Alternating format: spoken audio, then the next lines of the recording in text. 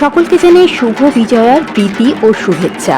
বড়দের প্রণাম আর ছোটদের অনেক অনেক আদর।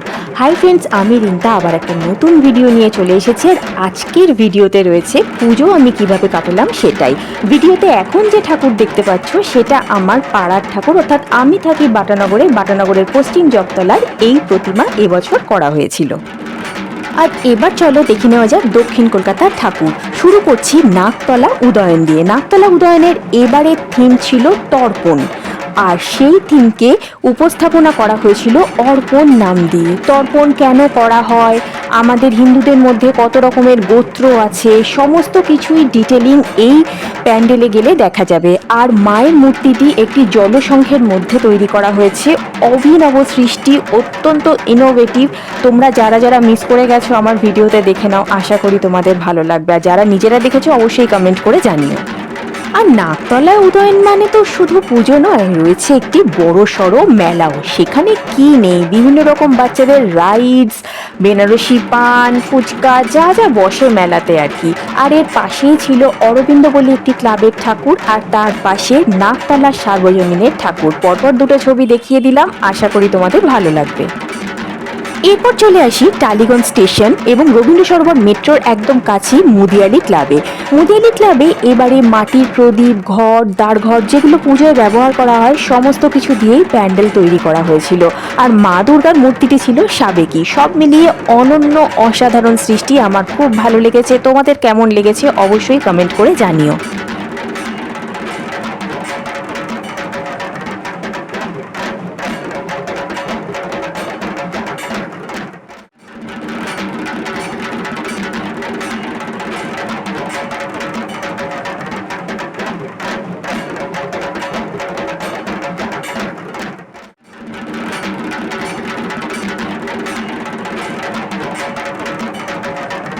মুদিয়ালির পাশেই শিব মন্দির ক্লাব।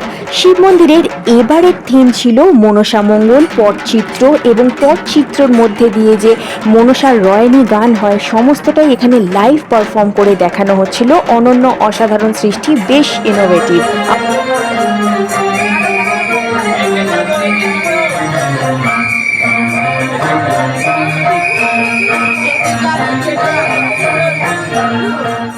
আর এরপর দক্ষিণ কলকাতার Ballygunge cultural association. Ballygunge cultural অ্যাসোসিয়েশনের এবছর ৭৫ বছর পূর্তি, আর সেই হিসেবে একটু স্পেশাল তো করতেই হয়। এবারে থিম ছিল প্রথা, সাবেকি জমিদার বাড়ি, সেখানকার পুজোর আচার আচরণ। প্রতিমা সাবেকি হলেও বেশ একটি ইনোভেটিভ ব্যাপার ছিল তার মধ্যে। সব মিলিয়ে খুব সুন্দর। তোমরা যারা মিস করে গেছো অবশ্যই এই ভিডিওতে দেখে নাও, আর যারা দেখেছো কমেন্ট করে জানিও। প্যান্ডেল হপিং করতে করতে আমি পেয়ে গেছিলাম অ্যাপিড থেকে কিছু ফ্রি গিফটস, আর সানরাইজের তরফ থেকে কিছু ফ্রি গিফটস, সেগুলোর ছবি তোমাদের সাথে শেয়ার করে দিলাম। দক্ষিণের পর এবার চলে যাই উত্তর কলকাতায়। উত্তর কলকাতার শোভাবাজার রাজবাড়ির দুর্গোৎসব এবারে ২৬৯ বছরে পদার্পণ করল। সেই ১৭৫৭ সালে রাজা নবকৃষ্ণদেব এই বাড়িটি নির্মাণ করেন, এবং তারপর থেকেই এখানে সর্বজনীন দুর্গোৎসবের সূচনা করা হয়। অর্থাৎ এই পুজোতে সাধারণ মানুষরা অংশগ্রহণ করতে পারতেন, ঠাকুর দেখতে পারতেন, আনন্দ করতে পারতেন। এই পুজোর শুরুর দিকে পাঠাবলি হতো, কিন্তু কোনো এক রানী হঠাৎ করে স্বপ্নে এমন কিছু একটি দেখেন, তারপর থেকে কিন্তু এখানে পাঠাবলি বন্ধ হয়ে যায়। বর্তমানে এখানে জোড়া মাগুর মাছ বলি দেওয়া হয়, যেটা সত্যি একটু অন্যরকম। শোভাবাজার রাজবাড়ির ঠাকুর দেখার পর আমি চলে গিয়েছিলাম জগৎ মুখার্জি পার্কে। এবছর জগৎ মুখার্জি পার্কের থিম ছিল এআই। এআই এর মানব সভ্যতায় প্রভাব, কুপ্রভাব, সুপ্রভাব সমস্তটাই এখানে খুব সুন্দরভাবে ডিসপ্লে করা হয়েছে। সব মিলিয়ে সত্যি এটাও খুব ইনোভেটিভ ছিল, আমার তো ভীষণ ভালো লেগেছে।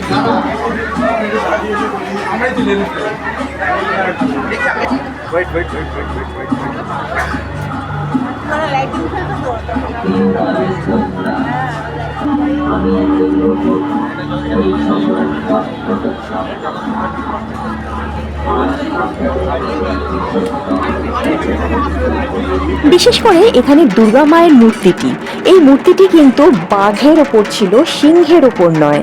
বেশ অন্যরকম ইনোভেটিভ। জগৎ মুখার্জি পার্কের প্রত্যেক বাড়ি একটু অন্যরকম কিছু করার চেষ্টা করে, এবারও কিন্তু বেশ সুন্দর করা হয়েছে। জগৎ মুখার্জি পার্কের ঠাকুর দেখার পর আমি চলে গিয়েছিলাম বাগবাজার ঘাটে, আর সেখান থেকে 11 টাকার টিকিট কেটে আমি চলে গিয়েছিলাম বেলুড়ে, অর্থাৎ বেলুড় মঠের দুর্গোৎসব দেখতে। রাস্তাটা বেশ সুন্দর ছিল এবং পশ্চিমবঙ্গ পরিবহন দপ্তরের তরফ থেকে আমাদের যে সুবিধাটা করে দেওয়া হয়েছে এটাও খুব সুন্দর। সবসময় জলযানে রাইড করতে আমার বেশ ভালো লাগে, যদিও আমি সাঁতার জানি না, কিন্তু চারপাশের যে সিনিক বিউটিটা দেখা যায়, এখন যেমন দূর থেকে বেলুড় মঠ দেখা যাচ্ছে, এটাও বেশ। বেলুড় মঠের দুর্গোৎসব এবার 125 বছরে পদার্পণ করলো।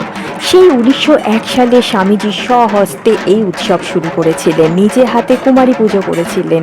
সত্যি এক ইতিহাসের স্বাক্ষর বহন করে এই পুজো। একচালার প্রতিমা, ডাকের সাজ, সাবেকি মূর্তি, সব কিছু মিলে যেন একটা অন্যতম ইতিহাস এই দুর্গোৎসব নিজেই।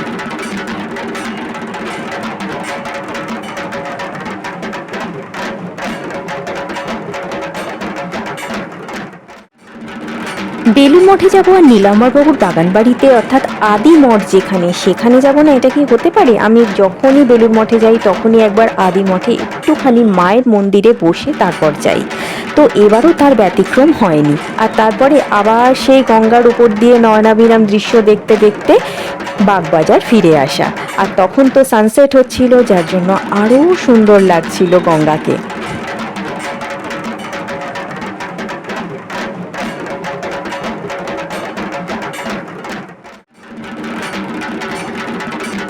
অষ্টমীর দিন অঞ্জলি দেওয়ার পর পাড়ার থেকেই পেয়ে গিয়েছিলাম শুকনো প্রসাদ এবং ভোগ, তার ছবিও তোমাদের সাথে শেয়ার করলাম। বাগবাজার সার্বজনীনে শুধু মণ্ডপের এক ঝলকে আমি দেখাতে পারলাম, কারণ আমি যখন গিয়েছিলাম তখন প্রচণ্ড ভিড় ছিল, তাই আমি ভেতরে ঢুকে ভালো করে ভিডিও করতে পারিনি। তবে এখানে গিয়ে কিন্তু আমি প্রচুর ফ্রি গিফটস পেয়ে গেছিলাম, যেগুলোর ছবি আবারও তোমাদের সঙ্গে শেয়ার করলাম। আর এরপর চলে গিয়েছিলাম কুমোরটুলি পার্কে। এখানের থিম ছিল পাতা, বিভিন্ন রকমের পাতা, তাল পাতা, খেজুর পাতা, নারকোল পাতা, রাবার পাতা, বিভিন্ন পাতা দিয়ে খুব ইকো ফ্রেন্ডলি একটা মণ্ডপ তৈরি করা হয়েছিল। আর মায়ের মূর্তিটিও ছিল বেশ ইনোভেটিভ। এখানেও একটা খুব সুন্দর মেলা বসে, তোমরা যারা যারা গেছো তারা অবশ্যই জানো, আর যারা যেতে পারোনি তাদের এই ভিডিওটা দেখেই সন্তুষ্ট থাকতে হবে। তো পুজো তোমাদের কেমন কাটলো অবশ্যই কমেন্ট করে জানিও। আর ভিডিওটা ভালো লাগলে অবশ্যই like, comment, share and subscribe করে দিও। প্রচুর প্রচুর শেয়ার করো, কেন তোমরা যত শেয়ার করবে আমার সাবস্ক্রাইবার তত বাড়বে, আমার পরিবার তত বড় হবে। আর এবারে শেষে দেখে নাও আরেকটি বনেদি বাড়ির পুজো, মণ্ডল বাড়ির পুজো। আজকের জন্য এইটুকুই। সবাই খুব খুব ভালো থেকো।